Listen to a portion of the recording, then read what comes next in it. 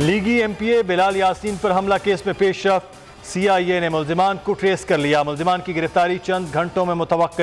Police کے مطابق محسن نامی شخص کا حاجی لیاقت سے دکان پر تنازع چل رہا تھا۔ حاجی لیاقت نے بات چیت میں بلال یاسین کو درمیان میں ڈالا۔ بلال یاسین نے بھی محسن کی مخالفت کی۔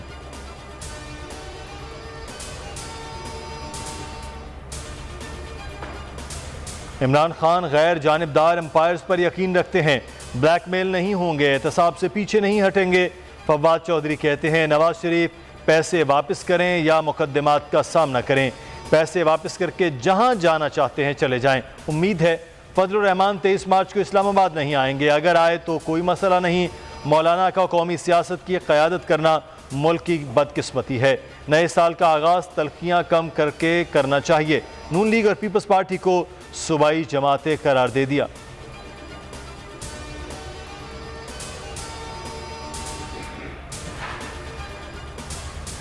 تیئیس مارچ کو مارچ کا اعلان کرنے والوں کو ہوش کے ناخن لینے چاہیے، قانون ہاتھ میں لینے کی کسی کو اجازت نہیں دی جا سکتی۔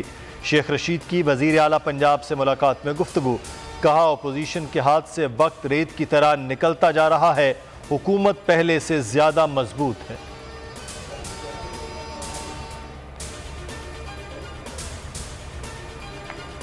منی لانڈرنگ ترقی پذیر ممالک کا سب سے بڑا مسئلہ ہے۔ 1000 ارب ڈالر کی منی لانڈرنگ غریب ممالک سے ہوتی ہے۔ وزیر اعظم عمران خان کہتے ہیں برآمدات میں اضافے تک ملک آگے نہیں بڑھ سکتا۔ کاروبار اور سرمایہ کاری میں اضافے پر توجہ مرکوز ہے، پوری کوشش ہے سرمایہ کاری میں رکاوٹوں کو دور کریں۔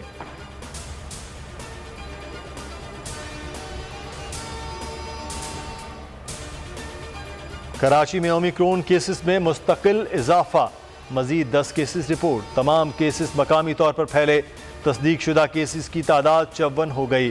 این سی او سی کے مطابق نیا ویرینٹ تیزی سے پھیل رہا ہے، 3 روز میں مثبت کیسز کی شرح 2 سے 6% ہو گئی۔ ویکسینیشن کے لیے سخت اقدامات کا فیصلہ، وزیر اعلیٰ سندھ کہتے ہیں 23 دسمبر کو 261، 2 جنوری کو 403 کیسز آئے۔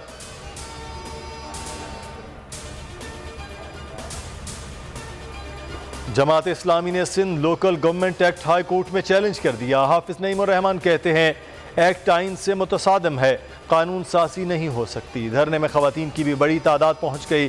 سعید غنی نے کہا لوکل گورنمنٹ ایکٹ پر دکانداری چمکانے کے لیے احتجاج کیا جا رہا ہے۔ پی ٹی آئی اور ایم کیو ایم کو معلوم ہے بلدیاتی انتخابات میں انہیں شکست ہوگی۔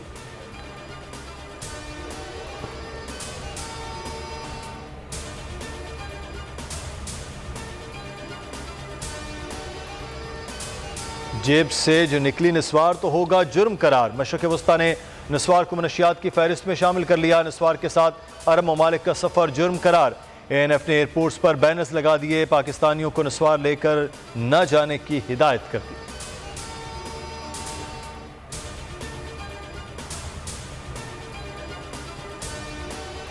اور وزیر اعلیٰ سندھ نے قومی فاسٹ بالر شاہ نواز ڈھانی کی ملاقات، مراد علی شاہ نے کہا شاہ نواز ڈھانی پاکستان کرکٹ کا روشن ستارہ ہے، ہر طرح سے پروموٹ کریں گے، سانگڑ کے بہترین سپنر نعمان اور دیگر نوجوانوں کو بھی پروموٹ کرنا ہے۔